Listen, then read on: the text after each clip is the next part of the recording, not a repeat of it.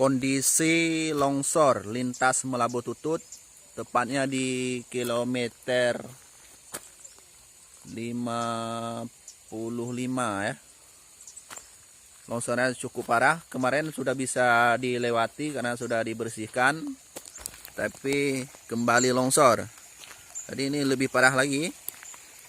Ini tower sutetnya sudah tergantung, sudah tergantung sebelah. Ini cukup berbahaya.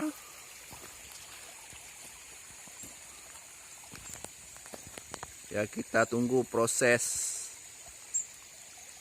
pembersihan, karena menurut informasi dari pihak kontraktor Jalan Melabuh Tutut ini, mereka nggak berani untuk membersihkan karena takut longsor ini sebagai tower sutetnya.